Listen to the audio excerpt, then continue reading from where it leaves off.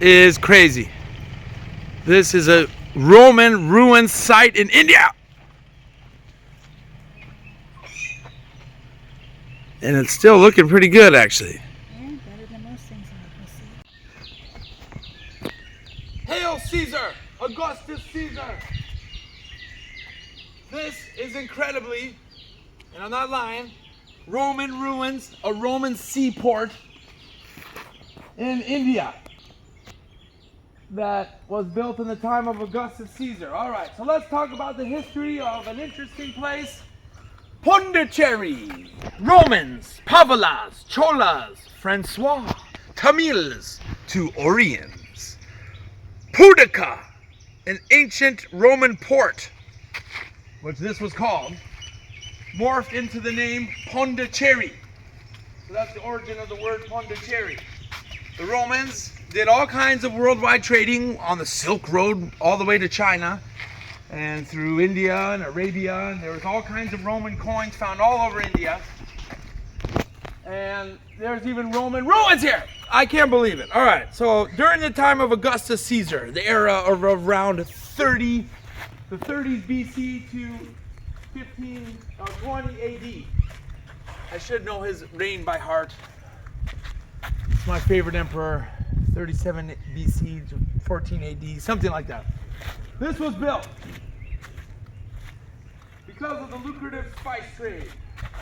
Romans constructed a port for their merchants and probably a few permanent residents, welcoming their countrymen, now called Archaeological. So this was once on the sea. See how time changed? Right here, maybe, or over there was the coastline. And this is there's a little path going around. There might be some more ruins, but this looks like the main ones. I don't know, some cows are milling around. There's not a person in sight. I'm the only person here. This is just my kind of thing. And here was some gate. Welcome. Maybe the sea path was right here. This was like the gate welcoming in the people. I don't know. All right. There is some thought that ethnic Greeks that settled around the site were living around here way before the 1st century BC when this was built. Oh, there's one other person. Could be even an older port. Oh, that's a shepherd. Maybe 200 BC, maybe before. They found some Greek goddess type statues. And it's funny because, the Hindu deities and the Greek, ancient Greek and what Roman are kind of similar in a lot of ways. Like, they have their own counterparts, the god of war, Mars, the god of war for the Hindus, is Murugan. Sounds kind of similar. Venus, Venus and I don't know, Durga, something like that. But okay, this isn't about that. All right. This site here was thriving until the 200s AD. But probably longer. Several caches of coins have been found around the coast here, and it was a far distance from the western Malabar coast, which had easier access to Arabia and Persia, where more Romans came. So maybe that's why they're like over on the east coast over here on our way over to China or Southeast Asia, which they called like the Golden Horn or something. No, it wasn't the Golden Horn. Damn it. Thailand area was called something on the ancient Roman map. So they knew about them and they traded with them. They traded with China. They traded with India. This is awesome, man. Nendri. All right, so that's why I think they built this here. This was around the tip of India and Sri Lanka Island. So it took the Romans and any traders really long time to ride the winds around the coast. Yes, question. Okay. You see these portholes up there? So that's when it rained a lot. Hold on. Seen the same thing in Balkans, Europe, in a country called North Macedonia. The exact same architecture. Thousands of kilometers from here, like 10,000 kilometers. So this is for when it rained. So it had some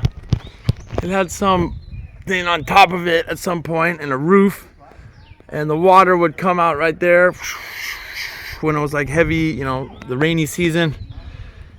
ingenious architecture, man.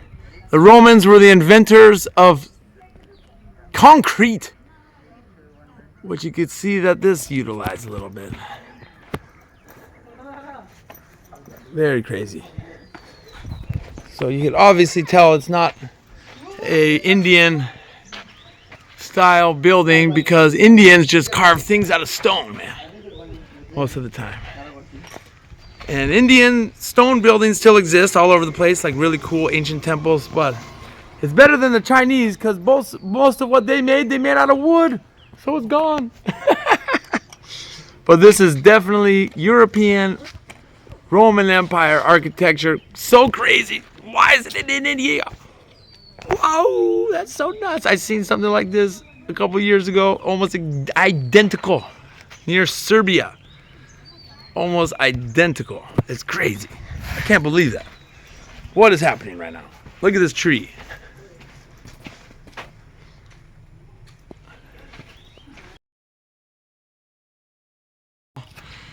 Those small bricks right there that are about the width of 2 fingers, you can see those all over the Roman Empire. That's Roman constructions. And this was definitely fixed up later. So they used this until like the 800s AD. But it originally was built maybe 30 BC, which is 2,100 years ago. And I wish I could find some Roman coins. I'm gonna start digging. Let me find some gold. Birds know what's up. They know this is a site where many things happen. The spirits are here.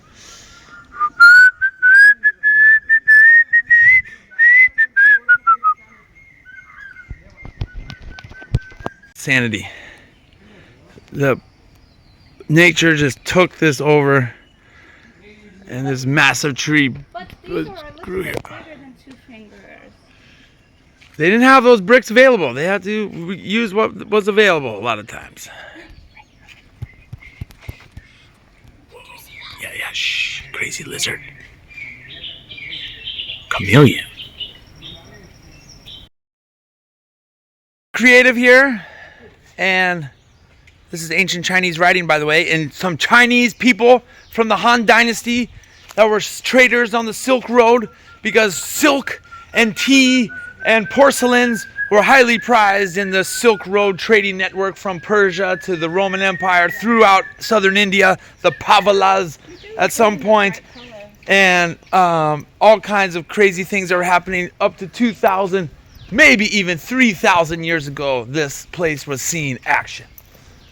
And I'm gonna have to get creative here and end up doing a voiceover because my geo network isn't allowing me to open my notes where I'm gonna read and look stupid. So I'm gonna do something creative and do a voiceover and just walk around and film without talking. I wonder how long I can do that for. Let's see. Second Roman era site I've seen in India. The first is actually a church, a Christian church that was built in 52 AD in Kerala, in a city called Guruvayanar, by a guy that was friends with Jesus named St. Thomas. He was a Roman subject, and he left and came to India, and he died in Chennai. And this and St. Thomas were around the same exact time. So imagine all the Hindus and all their dope stuff they were doing at the time, teaching them about Ganesha and all the cool ass things. Jai Ganesh, Jai Durga, Jai Shiva, Jai Lakshmi, Jai Krishna, Jai Saraswati, the one who makes music. They were probably teaching these Romans and Chinese and all these people coming through here about all the cool gods and goddesses they like, and they were teaching them about Tamil language. And man, I could have just imagined the scene. It would have been so crazy. I want to go time traveling and see it. I'm here, time traveling. These guys are taking good photos from Andhra Pradesh. Yeah. Enjoying. And I'm going crazy with the history stuff. So I'm going to have to do a voiceover with the rest of that. Damn it. That's all right. All right, voiceover time it is. We're in the times of Augustus Caesar. Let's keep it moving forward. All right, from what I can remember. No, I can't remember exactly.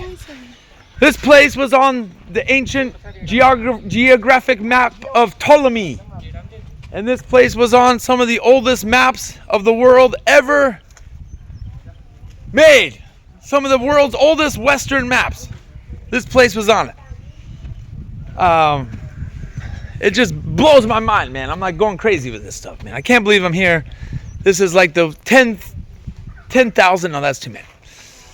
I would say at least 100th or 200th ancient place that I found in the world. And this is an extra good one. So I'm going to have to look at it a little bit more closely because some of these bricks and stuff were reinforced with concrete at some point. More than two, look. Yeah, these are a little bit bigger. These might be from the Byzantine era or even look, too big. Some too big. Some Indian too kingdom. Big. Some Indian kingdom that fixed this up. Maybe the Pavalas or the Cholas at some point. There's not a lot of information actually on this place, which makes it even more mysterious. The only information they have is from ancient Roman documents written in Latin. Actually, there's no Indian sources on this place. None. Which is kind of crazy. Okay. Yes. Roman walking around. Venus. Goddess Venus. She's from Ischia, Napoli, and Palermo, Sicilia, Roman provinces. That was called Campania, actually. Ah! Your ancient ancestors. All right. You want to take a boat back to Italy from here? Is that what you're saying? That would be a long ride. That would take about 4 months, 6 months. So the winds have to be favorable too. He is so bad. It could take 1 month or up to 6 months to get back to Europe. Now it's time for you to be quiet. Ready? Get set. All right. There's a bunch of stuff I wanted to speak on here, and I'm not going to be able to. I'm going to have to do a voiceover when I make this later. So here we go. Okay, salve, my fellow Romans. The notes keeper's phone died, so this is what I was going to talk about as we walk around here. This was near Sri Lanka, which was also a lucrative place, Ceylon, for trading, for the Chinese, the Romans, and everybody in between. So this port was strategic.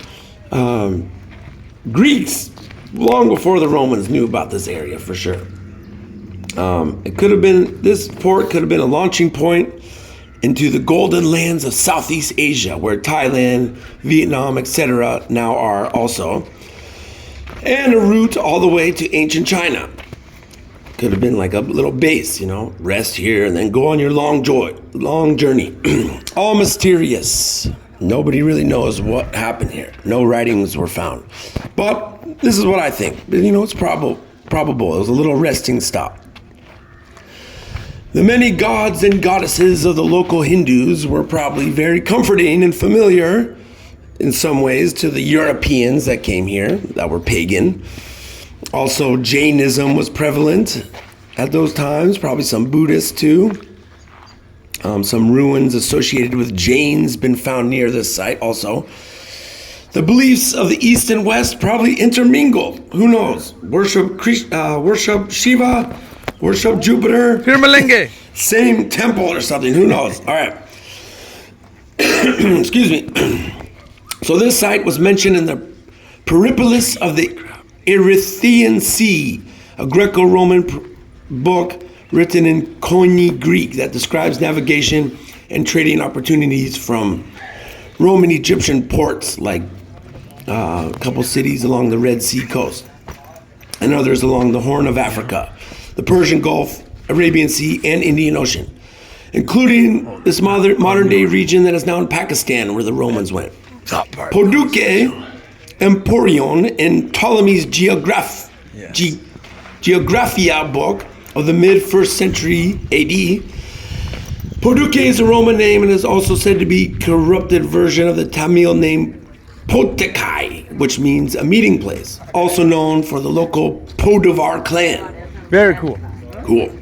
All right, Very it was cool. likely The Roman Empire from was inhabited Rome, and Italy used built this. until some point in the 700 AD. So I was talking with historian Something friend like of that. mine, When it first was he built. said this amateur stop historian, sorry. between He might be a Italy real and historian, China. I don't know. And trade here Facebook too, group friend. for sort of spices and a bunch of He was cool saying Indian around stuff. 700 AD seems correct because not that's when Tamil the people. Muslim caliphates It's began pretty good. Yeah. to So become they found a bunch of a gold really Roman strong. coins all You know, around. they began in the 630s AD. So by Imagine finding 700s one of AD, those. it took over all the shipping routes that the Byzantines and other people used to use, and they made it their own. So this probably fell into ruin around that time. Maybe it was used a little after. I don't know. Some of the parts look a little fixed. I don't know if that's a modern restoration. The bricks look a little newer, not the two-finger Roman bricks, which you could also see. What am I doing in the video here? Oh, I'm pretending like I'm talking, maybe. Yes, Hail Caesar, Hail Caesar. Augustus, man, all the emperors that were around when this was used. Augustus, Caligula, Nero, Vespasian, Claudius, Marcus Aurelius. I'm going out of order here, but, you know, crazy. Constantine. It was probably just very proud Romans that were from who knows where in the empire. All right, quick break in the story. At one point, around 117 AD, Roman Emperor Trajano was standing on the coast of the Arabian coast in what is now Oman. And he said, looking over at what is now Kerala and Goa and where Gujarat is, Roman Emperor Trajan said, if I was an older man, I would take my legions, jump on some boats, and go across the Arabian Sea and conquer India. No, I'm sorry, a younger man. He said, he was standing on the shore of the Arabian Sea in what is now Oman. And he looked out and he knew India was over there and he went, we could take them. But he died like 1 month later and he never got a chance to do it. The Roman Empire was actually at its extent under Emperor Trajan. So they conquered like everybody they came across. Imagine if that happened. An alternate history, like the Roman Empire spread to, well, they obviously were cool with the people here because they built this. Emperor Trajan wanted to conquer India and he never got the chance. He was standing on the coast of what is now Oman. True story. This is written and inscribed. And he said, if I was a younger man, I would take the legions across the Arabian Sea and conquer India. 117 AD, 1900 years ago. Imagine if that happened. The whole world might be different. Whoa. But the people here were hanging out and, you know, didn't know that he said that at the time. Obviously, we don't have smartphones. They didn't have smartphones. Those messages didn't get across. Historians found out that quote out much later, and India was never conquered. The Romans live on in the international world in more ways than one. Happy January, because January is the Roman month of the god Janus, their god with two faces, the god of the beginnings and endings. Before they were Christian, they had a very similar thing, kind of like Hinduism. So Janus is the month of January, the god of beginnings and endings that had two faces, just like a Hindu god. And each month is named after something like that. March is named after the god Mars, the god of war. Sounds kind of like Murugan, doesn't it? Mars, Murugan. Most likely the same ancient source from some Indo-European belief system and everything, because everything is all connected. And I'm never going back from that. There's no knowing it for sure, but that's how history goes. Yes, Jay Ganesh. Oh, I love this.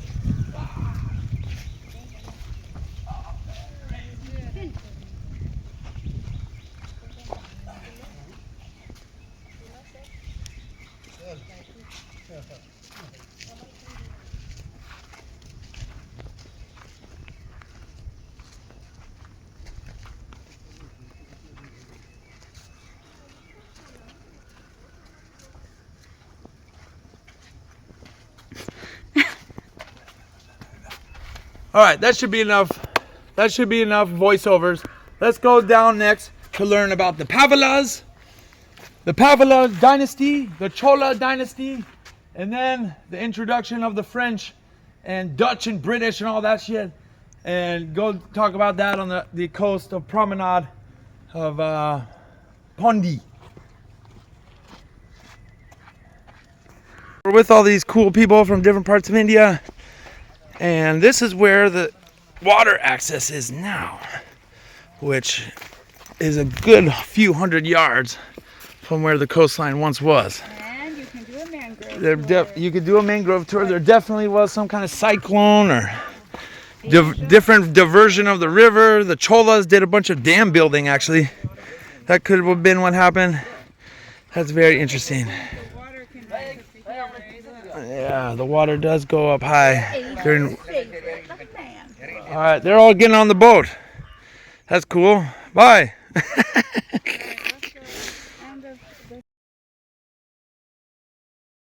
One cool thing about this was it continued to be used into the Byzantine era and into the Islamic Caliphate era where the Abbasids was that.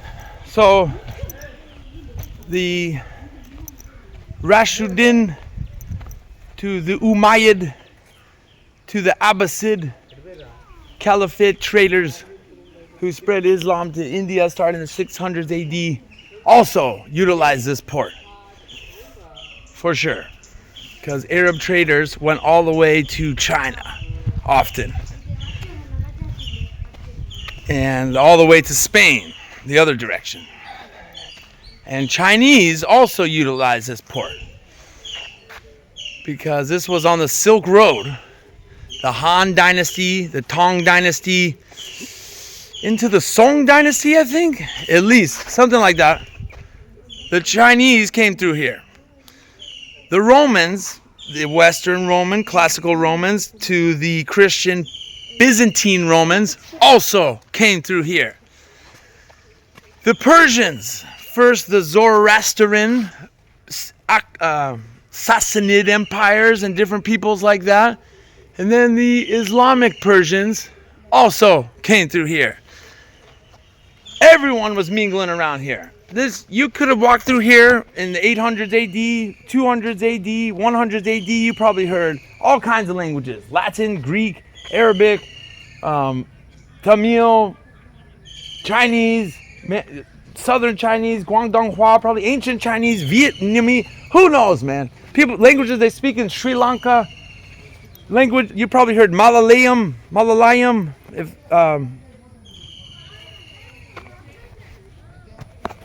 It's incredible, actually. This spot is absolutely incredible. It's some of the earliest signs of globalization are ruins like this. And everyone's talking about the modern times being so stressful, and everyone's like, oh my God. Oh.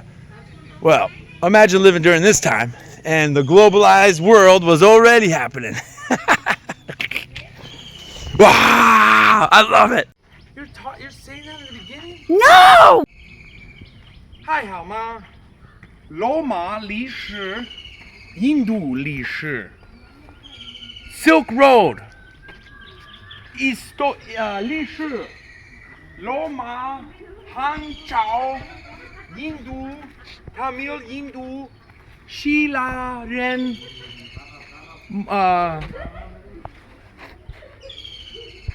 Chuan boats and gold and many things were traded. Shijiren, the people of the whole world. Walk in here real quick. It's got to be under a minute. Our rum is gold. No, Jin is gold. Hmm. Jin, just like the Jin gum zombies. All right, look at this. A Roman port. Loma. Fischer.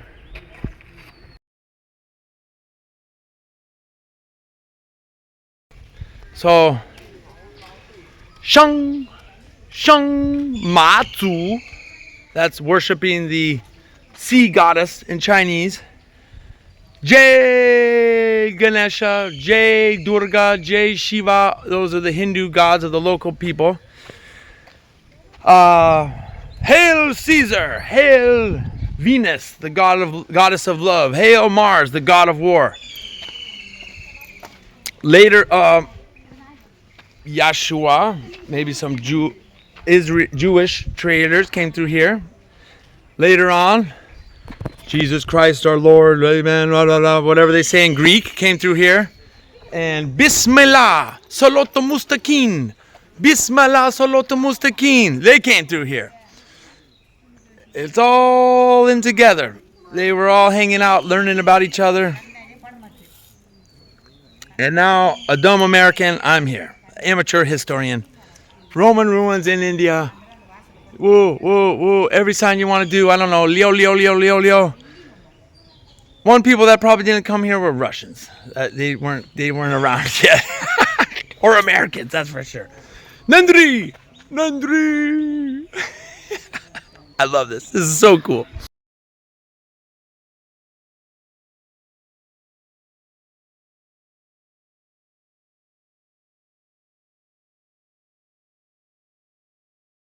This was something. This might be the coolest bar I found in all of India. Over by this ancient Roman site. You got wild pigs, cows, dogs, burnt garbage over here. Whoops, sorry, sir. Crows flying around. You got this old Kingfisher, my favorite beer, logo. You got some apartments up top in this crazy pink building. You got guys smoking cigarettes. You got this woman. She's awesome. She cleans the place. Nentri. Thank you, madam. You got these guys hanging out. Bye. Oh, she smiled. Oh, there we go. All right. This was something. There she is, a woman. She's walking in. This place is called what's French? La Paradise Inn. It's a hotel up there. Ain't that something? I wonder how much that is a room per night. 100 rupee?